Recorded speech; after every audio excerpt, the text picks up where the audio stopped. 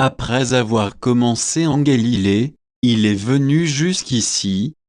À ces mots, Pilate demanda si l'homme était galiléen. Apprenant qu'il relevait de l'autorité d'Hérode, il le renvoya devant ce dernier, qui se trouvait lui aussi à Jérusalem en ces jours-là.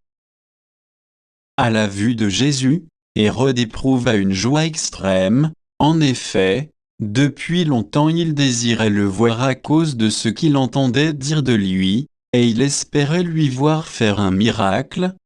Il lui posa bon nombre de questions, mais Jésus ne lui répondit rien.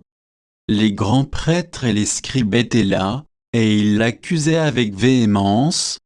Hérode, ainsi que ses soldats, le traita avec mépris et se moqua de lui. Il le revêtit d'un manteau de couleur éclatante et le renvoya à Pilate.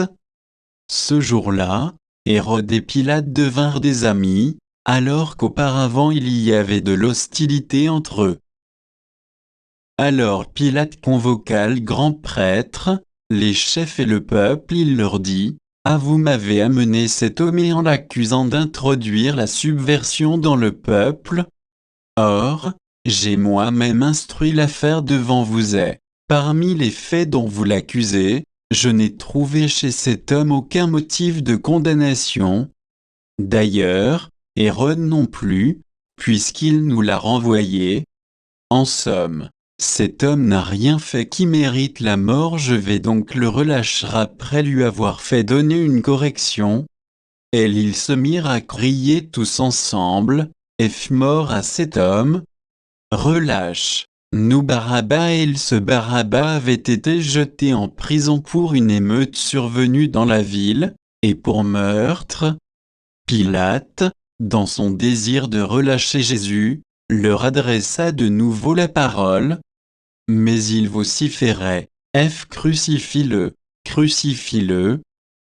Pour la troisième fois, il leur dit: « Ah, quel mal a donc fait cet homme? Je n'ai trouvé en lui aucun motif de condamnation à mort. Je vais donc le relâcher après lui avoir fait donner une correction. » Mais ils insistaient à grands cris, réclamant qu'il soit crucifié, et leurs cris s'amplifiaient. Alors Pilate décida de satisfaire leur requête. Il relâcha celui qu'il réclamait, le prisonnier condamné pour émeute et pour meurtre, et il livra Jésus à leur bon plaisir. Comme ils l'emmenaient, ils prirent un certain Simon de Cyrène, qui revenait des champs, et ils le chargèrent de la croix pour qu'il la porte derrière Jésus. Le peuple, en grande foule, le suivait, ainsi que des fémés qui se frappaient la poitrine et se lamentaient sur Jésus. Il se retourna et leur dit: « Filles de Jérusalem, ne pleurez pas sur moi. Pleurez plutôt sur vous, mêmes et sur vos enfants. Voici venir des jours où l'on dira: heureuses les femmes stériles, celles qui n'ont pas enfanté, celles qui n'ont pas allaité. Alors on dira aux montagnes: tombez sur nous, et aux collines: cachez-nous. Car si l'on traite ainsi l'arbre vert, que deviendra l'arbre sec? » Ils emmenaient aussi avec Jésus d'autres, des malfaiteurs, pour les exécuter. Lorsqu'ils furent arrivés au lieu dit, le crâne, ou calvaire, là ils crucifièrent Jésus, avec les deux malfaiteurs, l'un à droite et l'autre à gauche. Jésus disait: « Père, pardonne-leur, ils ne savent pas ce qu'ils font. » Puis, ils partagèrent ses vêtements et les tirèrent au sort. Le peuple restait là à observer. Les chefs tournaient Jésus en dérision et disaient: « Il en a sauvé d'autres. Qu'il se sauve lui-même, s'il est le Messie de Dieu, l'élu. » Les soldats aussi se moquaient de lui. S'approchant, ils lui présentaient de la boisson vinaigrée, en disant: « Si tu es le roi des Juifs, sauve-toi toi-même. » Il y avait aussi une inscription au-dessus de lui: « Celui-ci est le roi des Juifs. » L'un des malfaiteurs suspendus en croix l'injuriait. Ah, n'es-tu pas le Christ? Sauve-toi toi-même, et nous aussi. Mais l'autre lui fit de vifs reproches. Ah, tu ne crains donc pas Dieu?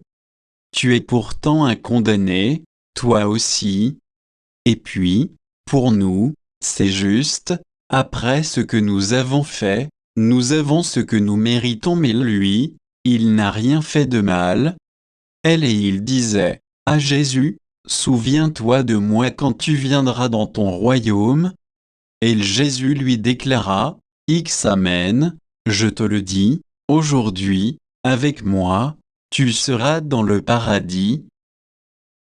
C'était déjà environ la 6e heure, c'est-à-dire midi. L'obscurité se fit sur toute la terre jusqu'à la 9e heure, car le soleil s'était caché.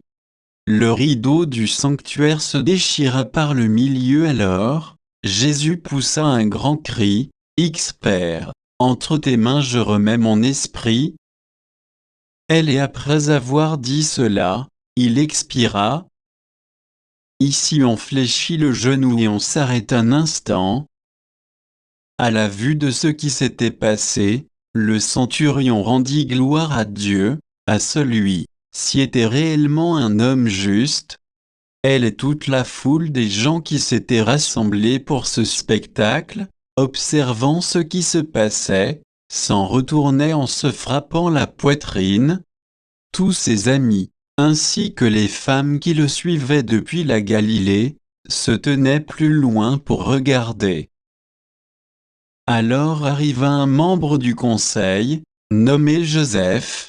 C'était un homme bon et juste, qui n'avait donné son accord ni à leurs délibérations, ni à leurs actes.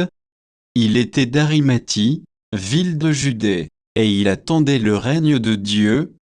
Il alla trouver Pilate et demanda le corps de Jésus. Puis il le descendit de la croix, l'enveloppa dans un linceul et le mit dans un tombeau taillé dans le roc, où personne encore n'avait été déposé. C'était le jour de la préparation de la fête, et déjà brillaient les lumières du sabbat. Les femmes qui avaient accompagné Jésus depuis la Galilée suivirent Joseph. Elles regardèrent le tombeau pour voir comment le corps avait été placé. Puis elles s'en retournèrent en paix, préparèrent aromates et parfums et, durant le sabbat, elles observèrent le repos prescrit. Acclamons la parole de Dieu.